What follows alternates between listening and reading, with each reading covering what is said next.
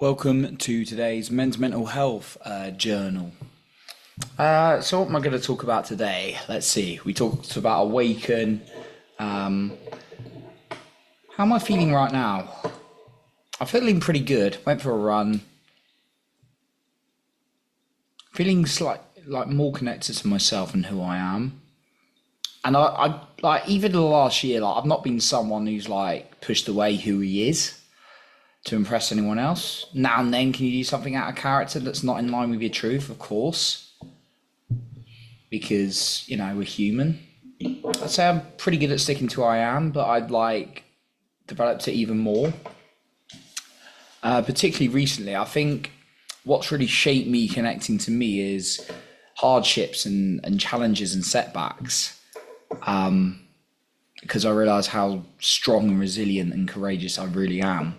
And then it's like, I've got to be true to me. Yesterday, I really upset a couple of people, and I can kind of see why. I'm a bit unfiltered sometimes. I don't do it out of malicious, but sometimes, Anyway, at least I'm not being nice and people-pleasing, but obviously I wasn't nasty, but yeah, I said some harsh things that maybe upset them a little bit, but it's kind of true what I said as well. So it wasn't like went out to attack a person. But anyway, someone just asked me some feedback, and they asked the feedback, and I was brutally honest. I basically said I felt like what they were doing was fear-led and ego-led, and a couple of other things. And they asked me some intelligent questions back, to be fair to them, and didn't attack me personally. And I didn't set out to attack anyone, of course. But yeah, I'm just proud of myself for being more in my truth. And being the truth doesn't mean, those kind of cases, but being true to me. And also I was reflecting on this, I'm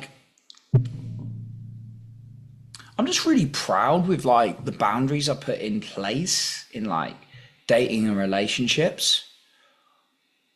I used to be dreadful. I remember 10 years ago, I don't even know where this video is going, but I remember 10, 12 years ago, I was dating this very lovely, wonderful, beautiful girl. And it was going really well. And I was a bit too cool. And she thought I wasn't interested. And she started dating another guy because she thought I wasn't interested. And that really hurt me because I was. And it was my fault for being too cool and casual. And then I remember she was like, I'm not really sure, I'm into this other guy or you. And I was trying to convince her. And I'm like, I would never do that now. I'd be riding a bar. I'd be like, bye. But yeah, it's just now it's I date someone and then they'd be like, oh, we could potentially do the friend thing. I'm like, fuck off. I don't say fuck off, but I mean fuck off, basically. Because it's why the fuck would you want to be friends with someone you got romantic interest in and you thought it was going well? Women, if you're hearing this, that's a ridiculous suggestion. I'm just going to call it out. But yeah, it's just things like that. It's in the workplace over time, I've said no to things, and I didn't used to be able to do that. And I think this is really, when I'm lower on my mental health, I can even stand up for myself, but I'll start taking on board a bit more what people are saying and saying it's true. But when I can pick myself up a little bit, I push back, but actually it helps me with my mental health as well.